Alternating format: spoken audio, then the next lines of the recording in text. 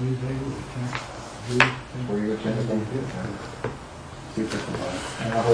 have a very interesting approach in general to scholarship, that we have an enormous respect for earlier generations. That's Jewish tradition. Having said that, and having hopefully the proper respect, that does not mean that a person is not obligated to make sure that whatever is said actually meets the strongest, most important standards of criticism, that really stands at the test of serious analysis. Especially when somebody says something that sounds on the face of it a bit difficult. You have to give all the respect and make all the effort to understand, but afterwards it still has to meet the test of logic. In fact, there's a language in one of the earlier responses is Ein mechanfen shum odem b'halacha. There can't be, you don't give any leeway to anybody when it comes to matters of Jewish law. That doesn't mean you don't give them tremendous weight, then you assume it to be true and you try to understand it, but at the end of the day, it has to meet a test, and if it doesn't, your responsibility to truth supersedes that. This morning I'd like to do something I've never done before. I want to read a passage from one of the great thinkers of the Jewish thinkers of the 19th century, Reb Shamshon Raphael Hirsch, who actually single-handedly galvanized a community that was eroding. You know, Germany had been one of the strongest Jewish places of tradition, Jewish law, and it was great for 1,000 years. Germany was a huge source of great scholarship. He says the following thing, and then it eroded, and he actually brought it back and made a very strong community. He's a very, very respected thinker, and also he's respected as a posek, as a decider of Jewish law too. In Parshas Toldos, we do have a very serious question here, and that is, growing up in the house of Rivka and Yitzchak, it's hard to understand how Esav comes about. Esav is contrary to everything that we stand for. So he says the following thing. This is we'll read the sentence afterwards, in chapter 25, sentence 28. Torah says, Yitzchak loved Esav, for he was a hunter, but he translated, but Rivka loved Jacob. It was like this. The second factor, I'm going to quote him, even though he wrote in German, this translation of his grandson is considered to be a very accurate translation. The second factor, which could only have pernicious effect, it's a very negative effect on the children, was the difference of the feelings of the parents towards the children. If one parent loves one child, seems not to like the other parent loves the other child, not the other. Unity and complete agreement of parents in the education and the same feeling and love to all their children, even to those who are not so good, yea, just those require most of all, even more than those who are physically weak or ill, loving care and consideration and sacrifice on those children who are not doing well. That is the first fundamental condition and the cornerstone of every education. As he says, the foundation of education in a home is that both parents have the same feeling, unity of feelings, agreement in their education, and love and feelings for all their children. That Isaac's sympathies were more inclined towards Esau and Rivka's to Jacob, he gives some justification, can moreover easily be explained by the attraction of opposites. And then he just says how they made this mistake. By her nature and by Yitzchak's nature, they had an attraction of opposites, and Esav is the opposite of Yitzchak, and Yaakov is the opposite of Rivka. I think there's a lot to argue there, but I don't want to get into that. But listen to what he's saying. He's saying the fundamental principle of good parenting and developed children is to have some unity of feeling and thoughts and direction for the children. And that was violated in this house. And it had a pernicious effect upon the children. Understandably, he's entitled to a lot of respect. On the other hand, I begin with the premise that these are the greatest Jews that ever lived. And it's not likely that they would violate the fundamental principle of parenting. Great people don't violate fundamental principles of parenting. That's where I started from. But after trying, and therefore I just could, at the end, you can't, it was hard for me to accept that. That this, Yitzchak Avinu didn't know what parenting was. He's the greatest people for all times. And this is not some new insight. This is a very simple, sound logic. We all know that children get their self-esteem for how their parents deal with them. This is not something that there's a few thousand years and plenty of examples of earlier generations. Last week we spoke about a Yishmael. It's obvious the way kids are traumatized by different things that go on in their home, as we talked about last week. So it's very obvious. This is very obvious. How do great people violate something that's almost a self-evident truth? So therefore, I'd like to give an alternate explanation. Not only give an alternate explanation, but actually prove the opposite of what he says. From the same sentences that he tries to prove that they were lacking, I say the sentence is exactly the opposite of him. This is the height of the perfect upbringing of children, and it has a huge amount of ramifications in our own home. Let's turn to the page. It's chapter 25, sentence 28. It's on page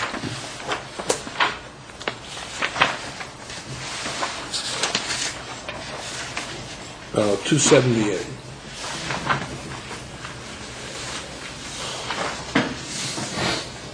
Vayehav Yitzchak es Esav Isaac loved Rivka. Kitzayid b'fiv, for trapping was in his mouth, but Rivka loved Jacob. Well, let's read that sentence a little more carefully. There's two very fundamental things in the sentence that are difficult to understand. Yitzchak loved Esav. That means one, not necessarily one time, but there was one love, right? Yitzchak loved, it's almost in the past tense. Yitzchak loved Esav.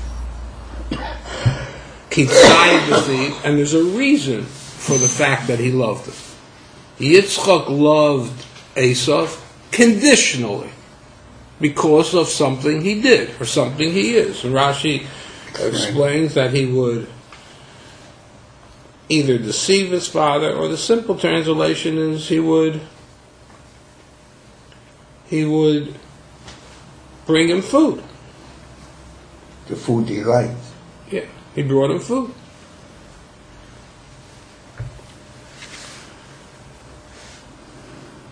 Rivka Oheves is Yaakov. Now that is a wrong translation in English. Rivka loved. No. Oheves is the present tense, which means Rivka does what? Loves. That I'm not. This is indisputable. That's what those words mean. Rivka loves, indisputable.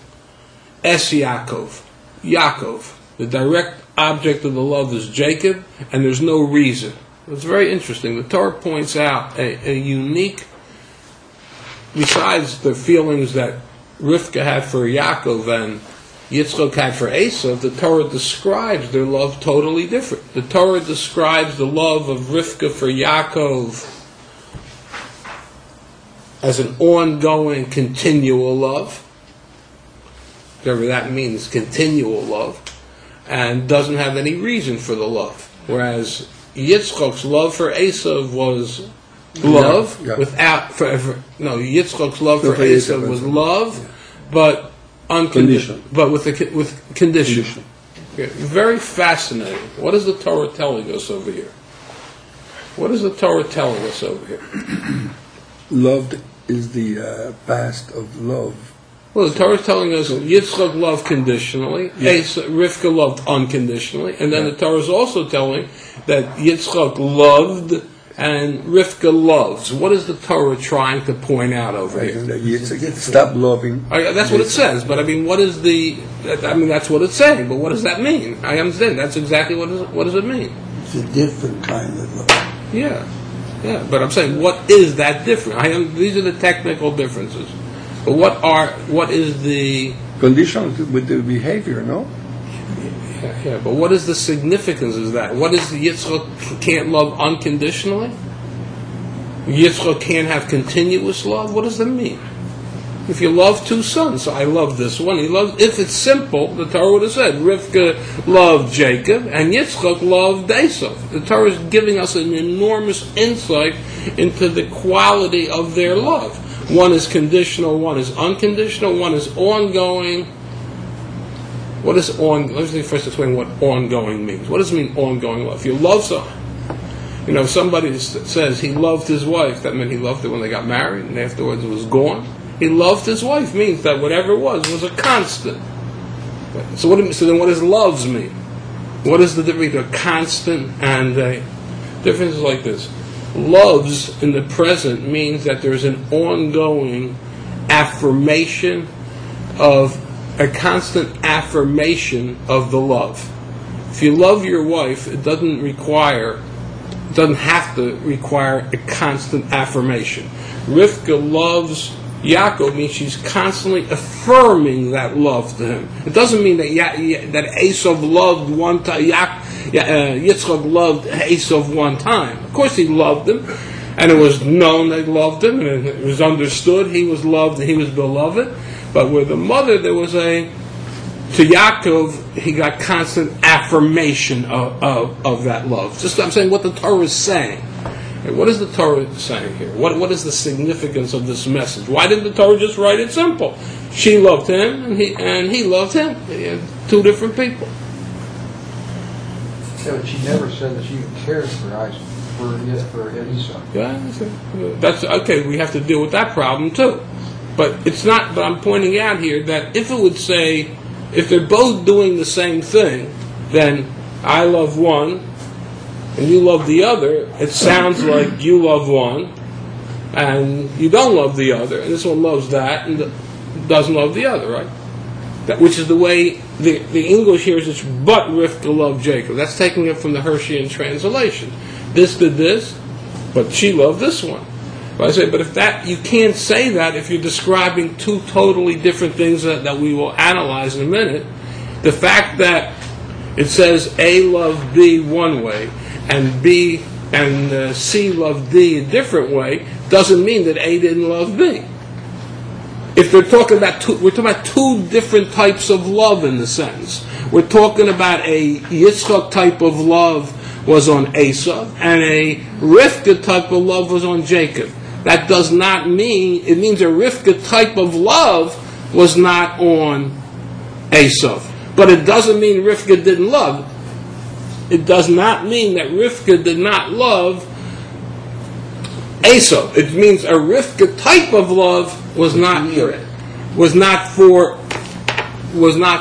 Esau, and a Yitzchak type of love was not for Yaakov. But it doesn't mean he didn't love him. When you read the sentence, the way they're all reading it, what they're really saying is Rivka loved Jacob and not Esau, and Yitzchak loved Esau and not Jacob, which is so horrendous to even think any intelligent parent would have that. But we still have to, what is it? What is the Torah telling us here? I'd like to begin with a very fascinating Mishnah that violates, to many of us, principles that we certainly don't understand intuitively like this. The Mishnah says like this: Kol machlokas shehi l'shem shamayim. Every disagreement for the sake of heaven, sofo l'skayim, will forever endure. And like most people, we want to read that what it reads, what it says is what I want it to say, not what it does say. You use the word machlokas in the Jewish community. Is that a positive word or a negative word?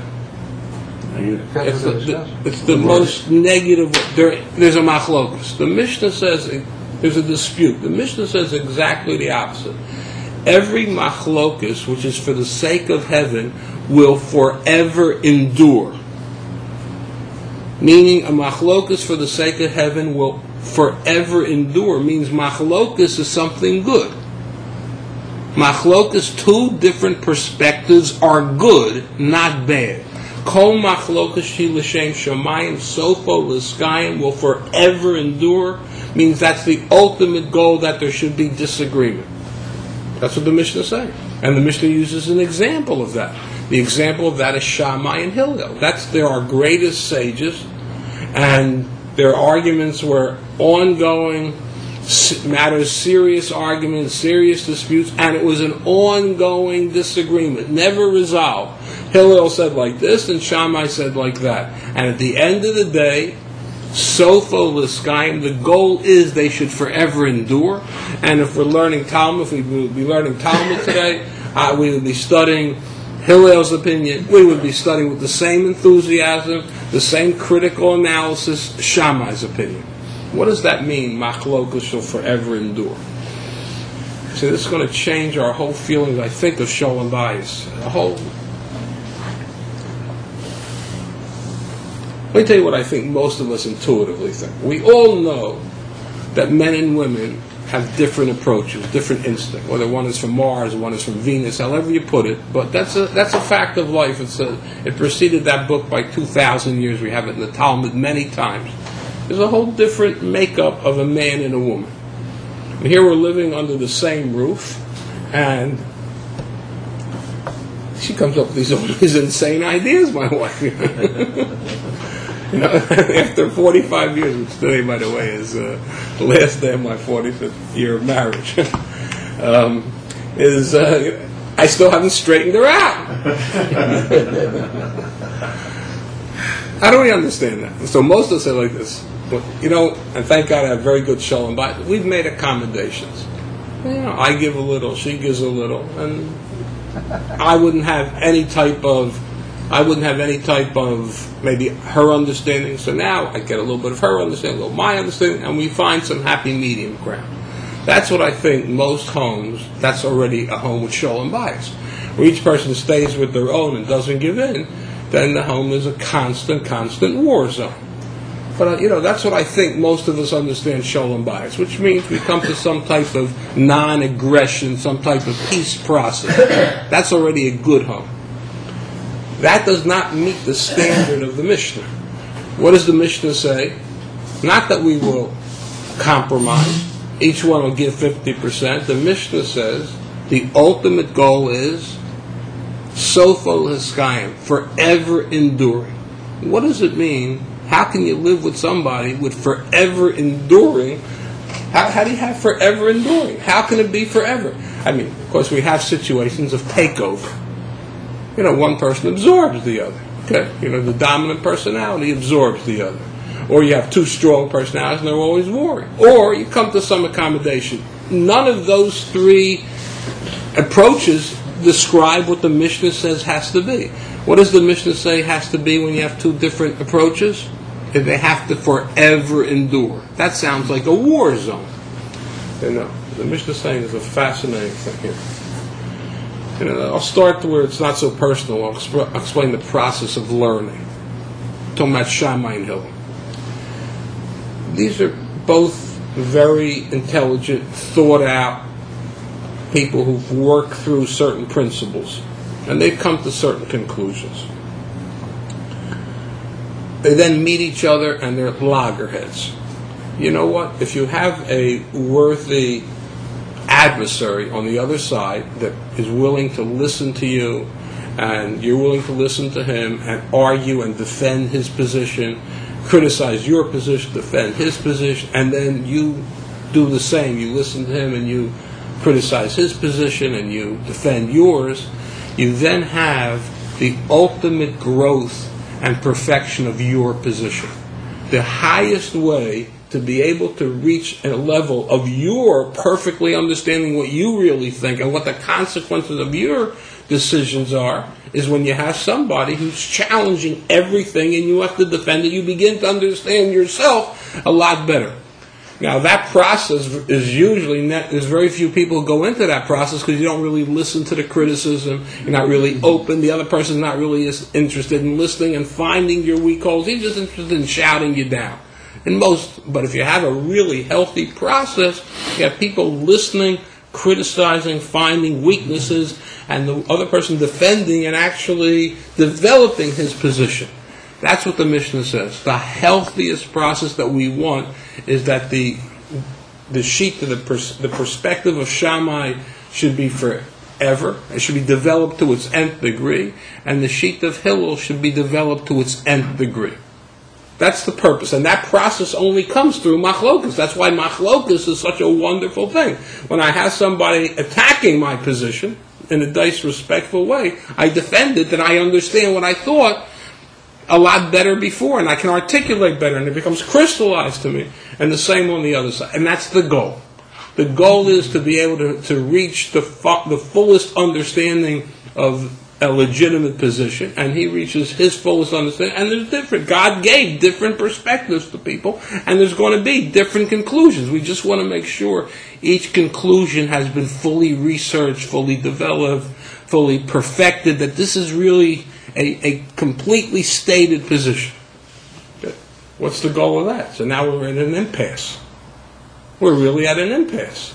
And taking a house. My wife has a perfect understanding of her position, which is that I'm totally wrong, and I have perfect of hers. And now we're at an impasse. Wrong. This is what the Mishnah is saying. It's a fascinating thing.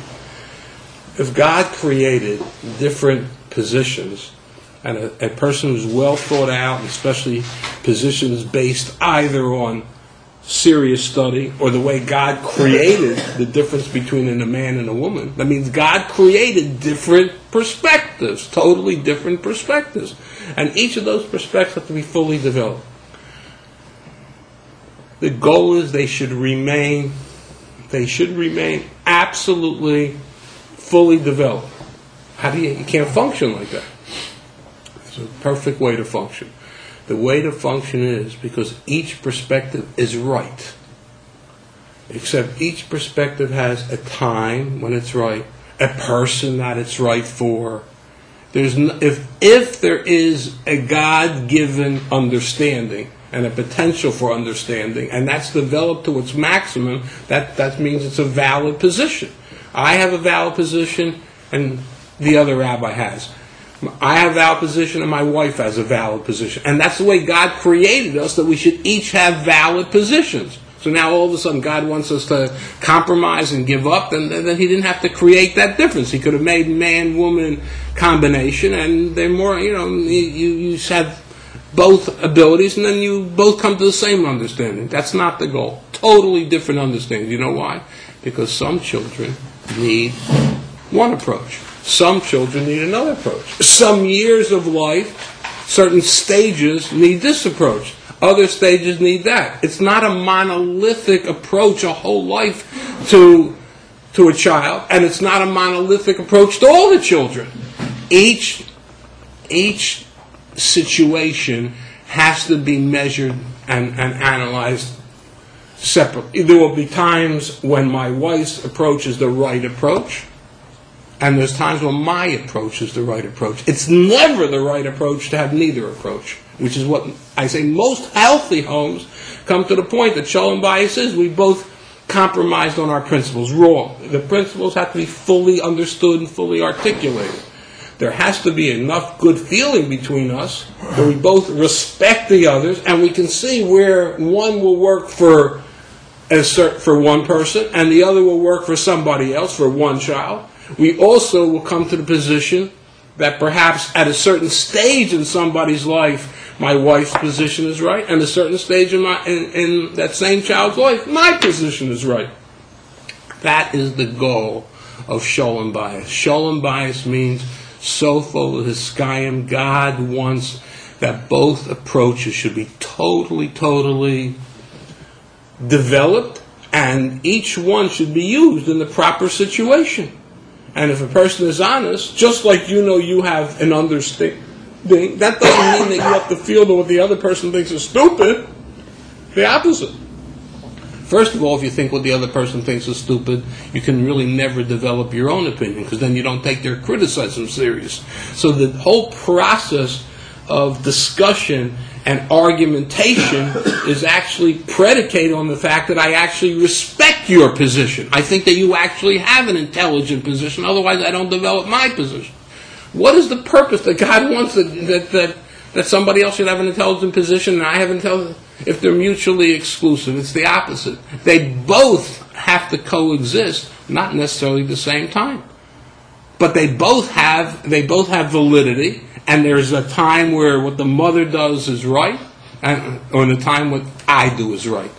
And for one child at this time, that's what a perfect house is. A perfect house is where machlokus is sofo is skayim, that there will forever be these two values, these two perspectives constantly in keeping in mind, and then to see which child is which.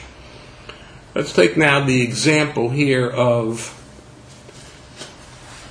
maybe I should just, you hear like the implications of what we're saying. There's no rivalry between husband and wife. The more she perfects her position, the more I come to respect it, but that doesn't mean I surrender mine. The opposite. The opposite. The more I understand mine, and the more respect I give to her, the better I understand mine. And now the question is, since we both agree, we should both agree that there's two valid approaches here, we just have to sit down and figure out when to use this approach or when to use that approach. That is the perfect situation. It's not overtaking one. It's not I've conquered one. It's not compromising, because then there's neither. And certainly it's not remaining at loggerheads. It's the recognition that there are two valid positions. Just like, Doc, I know you have a certain approach to dieting. I don't know that you think that that's the only thing that works for everybody. There'll be a lot of less books out in the market then. It means that there are some people that need a different type of thing. I mean, I think there was, Atkins did have a certain type of person that it worked for them better. So the fact that there's something else, it's really only never a question, the other thing is nothing. If God actually gave different ways of thinking, and there's serious search for truth, and there's serious argumentation between the two approaches, at the end of the day, it's really both are right, and for any given person, we can discuss, is this one right or this one right? And if we really respect each other, I will sometimes say, that's right, and he hopefully will say that my approach is right sometimes. That is the goal of life. The goal of life is God wants, He made us different, He gave us ways to think differently, He wants both perspectives. Life is not a monolithic, and it's not absorbing everything and then having nothing. It's clear articulation of positions, and the only issue is when and where each one is applicable. That is a healthy relationship. God made men and women different. And the Talmud gives us a very interesting analysis on the difference between man and woman in terms of parenting. The Talmud says like this. It has a very interesting language that the Talmud prefaces. Not that a woman talks to her child. It starts like this. Golui v'yodua lifnei mi she'amar v'hoya ha'olam. This is well known to He who said and created the world. Which means the Talmud is saying we're not talking about behavior, learned behavior between a man and woman. We are talking about the nature of a woman. This was known to He who created the universe. That a woman, her function in the house is to talk to the children. To build them up through speaking, communicating, embracing them, giving them through words a better feeling about themselves. Golui v'yodua lifnei mi she'amar v'hoya ha'olam. This was the way God, who created the universe, set things into place. And actually it says even more. The child himself senses that and has an instinctive relationship with his mother because she is constantly nurturing him. I'm not just talking about breastfeeding, which is just a physiological example of the same thing. There's a constant nurturing. In the old days, probably our children wouldn't even have the slightest idea what this means. When you came home from school, your mother was there. And there was milk and cookies for you. I mean, today's children, mother gets home later than that. But there was a once upon a time, she came mishtadlosa b'dvarim. She was at home and she talked to the child. How was your day? She sat down. You spoke a few minutes, maybe even longer. That's what a mother's role in the house is. Which means she is constantly the one who's constantly giving the child the feeling of his self-worth. The father, the Talmud has the same introduction. Goliv yadul lifnei misha amar v'haya olam. It is well known and revealed by the one who created the world, which means God, and this was purpose, not learned behavior because the father is busy working. This is the way God meant things to be in the makeup of man and woman. And man is the one who sets the standards in the house. Shekain mishtadloso, shekain malamdo Torah. He has to give his child a value system. A mother has to do what? She has to make the child feel good about themselves. A father has to give a child a value system. That's his responsibility in the house. But if the mother wasn't there for Asaph... Well, hold on. Don't start making up things on there. So she has to give empowering, and the father has to give a value system. A value system means, son, these are standards that you have to do. And that gives a child also a certain strength. He meets a standard. The way he gets validated by his mother, she talks to him. The way he gets validated by his father is, father sets a standard, does the standard, and the father gives a good feeling. That is in the traditional way of how children should be brought up. But then we have, and I have the slightest reason to think that that's the way the house was. Rivka did that to Yaakov and Esav, and Yitzchak did that to Yaakov and Esav. But now we got to a new situation there. The sentence begins, the sentence before this, Vayigdulu hana'ar. The boys turned 13, and Esav, go back to sentence 27, and Esav is an Ish Yodei Tzayir.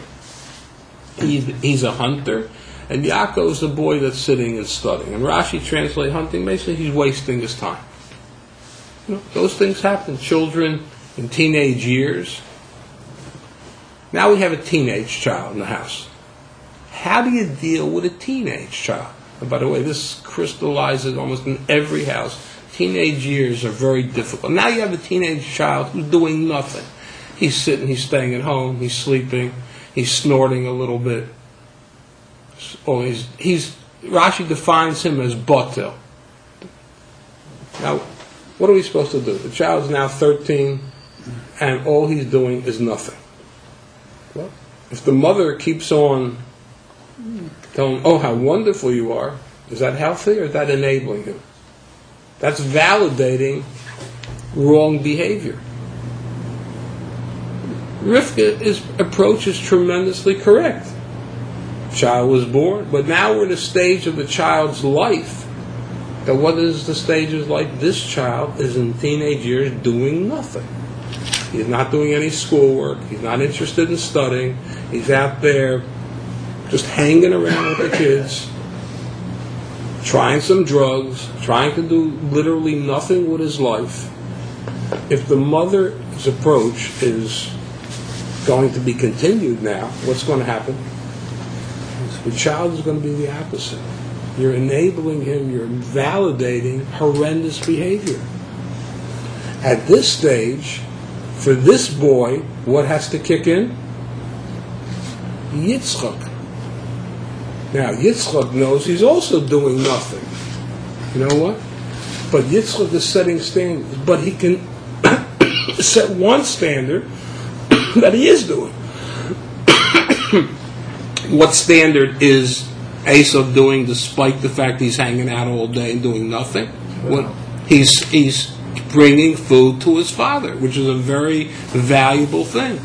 The father is validating him for the behavior that can be validated, and for a reason. which means he's not going to make any. Oh, my father thinks I'm the greatest thing.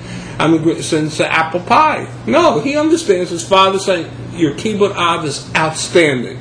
That gives him some sort of validation. If a person has some sort of validation for something good, hopefully it'll carry over. It would be dangerous for his mother to be the validator at this time, because then it would be she's validating him for no reason, constantly, oh, how wonderful you are.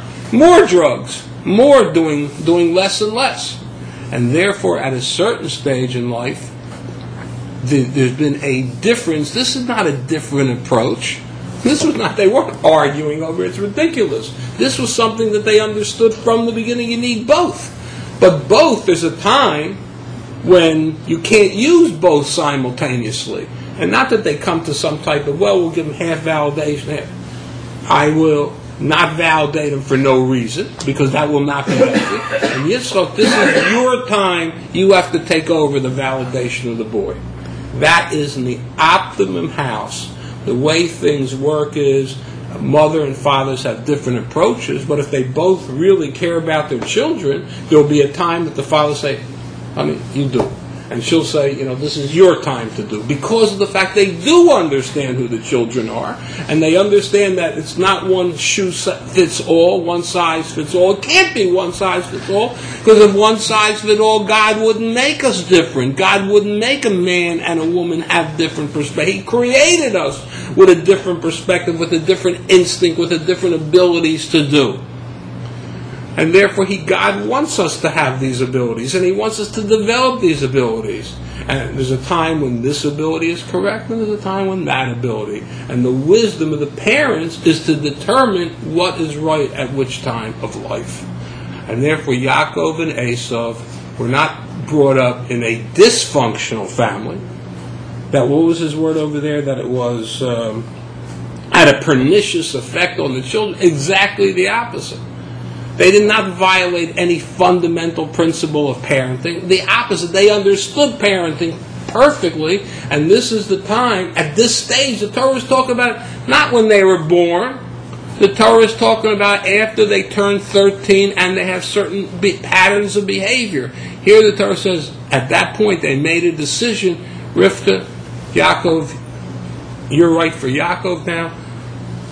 I'm right for Esau. And they agreed. And it was using the power of the woman for the son that was right at this time, and the power of the father's ability, which was right for the son at that time.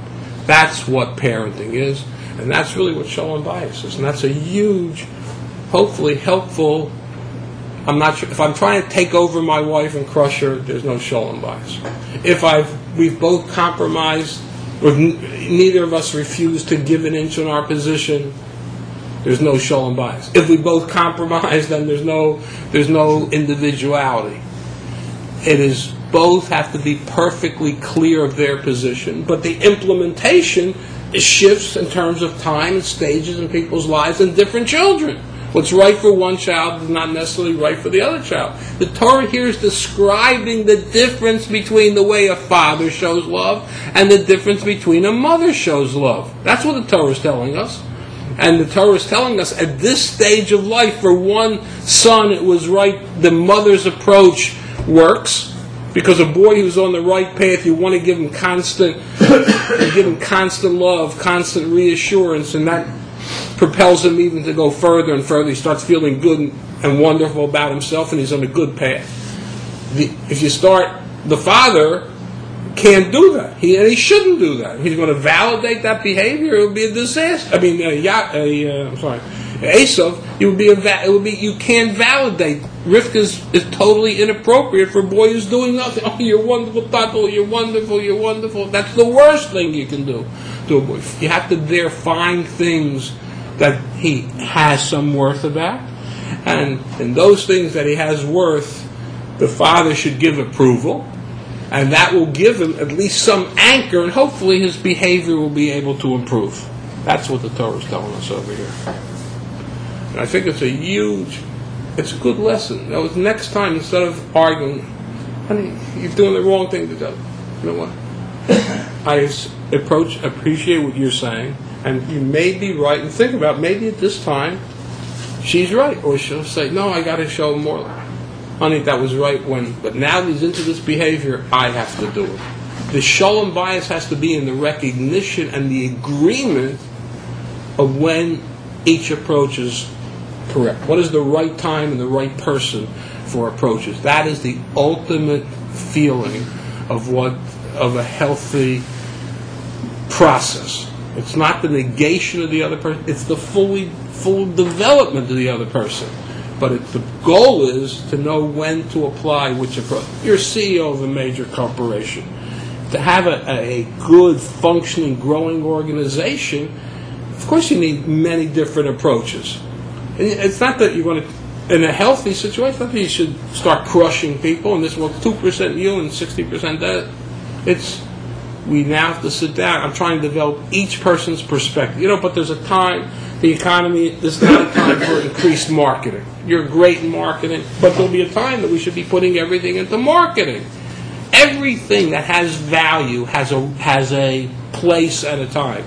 Wisdom is figuring out what the place and what the time is, and there should be a good shalom rather than trying to compromise. Compromise is not healthy because compromise gives nobody self-expression. But on a philosophical basis, it's wrong too because then there is no real self-expression. There was no reason for God to create, to make us different.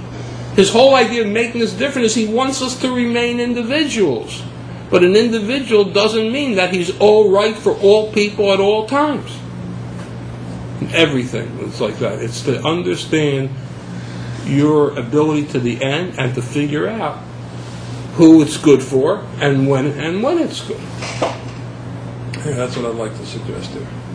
I think it's a very helpful message in a home to start. First of all, you can give a lot of respect. Because, once in 45 years, there's a time for her position too. And you can give a huge amount of respect because if you really believe in that she's honestly developed a healthy approach that's totally different from yours, you understand there's going to be a time where that's very, very valuable. And there's children that's very valuable. And the same child, this year it's like this, and 2 years later it's like that. There's a constant need for reassessment and evaluation of what are the needs now, what approach should we do now, who should be the prime mover now, just like you would do in a business. You have a team of geniuses and each one is unbelievable in their abilities. Somebody has to sit down and coordinate and be aware of who to channel, who to move to the fore. That's a healthy process. If you don't have that, then corporations are run by one person, one limited energy, as opposed to having 15 energies. But the person who's sitting at the top should be the administrator to figure out who is right for which position. In anything, it's always figuring out who is right for what position, as opposed to finding some kind of monolithic approach and making people fit into things that they're not really comfortable with. And when you're living with another person, giving up 50% means I'm not really comfortable. Or her giving up, she's not really comfortable. It's not really her. And there's going to be resentment and anger and frustration. It's not about that. It's listening good, understanding theirs, understanding yours better. Both should come to this agreement. And now let's figure out what's right for this child. What's right for this time. The difference between the corporation is that at the end one person makes a decision. But I'm saying in a healthy corporate, he shouldn't make a decision what he wants. He should make a decision. He listens to if he's doing it properly, he listens to everybody's perspective. In a marriage, you don't have that. Well, no, I don't. By the way, I don't agree with that. I think even in a corporation, the healthiest way is to get everybody buying in. This is right for this. You have a board, and this is right now. It's true. This is not a time for marketing, and this time we have to put marketing on a back burner. This is not a time for expansion.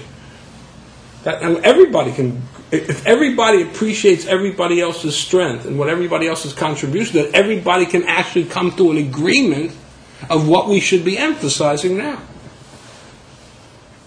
The partners should be coming to an agreement of what we emphasize now. And that's in a marriage too. If I really respect my wife's position enough, and she respects me, we're comfortable. I'm not interested in the gate. I want to use her to the maximum. She wants to use my abilities to the maximum. So let's sit down rationally and figure out what's better for which child at which time of their life.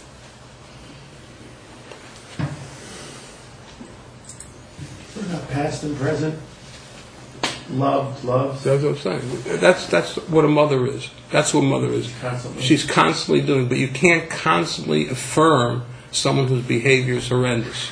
That's a very, very unhealthy thing to do. I mean, we do that sometimes as parents. You know what happens? We start enabling the kids, and now they become worse. And she was smart enough to know she's not doing this because she doesn't love Esav. She's smart enough to know that this is not a rifka time for Esav. There's not a bud over here. This was a calculated, intelligent decision of how we bring up our children. You're the one for this child, and in a lot of families, if parents understood this, there would be a parent because of whatever situation.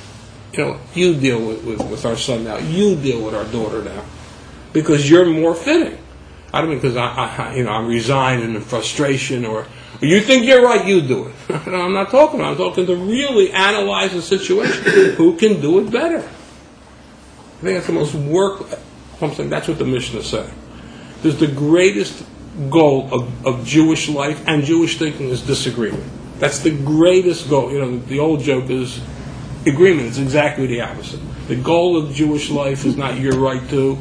The goal of Jewish life is we're all different, and I respect differences. What we're willing to work together is which approach should we follow today?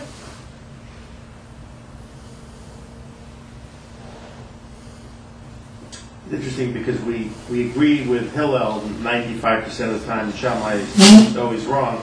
In the world to come, that's the right. Time is now we're going to agree with Shammai, not Hillel. That's right. Which means in this particular situation, the law is like this. That doesn't take away. They're both right. But right, they're both right in this. Different time. That's right.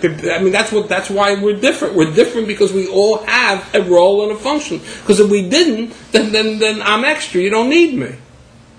And the ridiculousness, we'll make some kind of compromise. That's terrible because then we have neither. Even the president-elect believes in that diversity. Okay. In the cabinet. Okay. Politics. Now it's become a contemporary relevance here. Thank you. Yeah.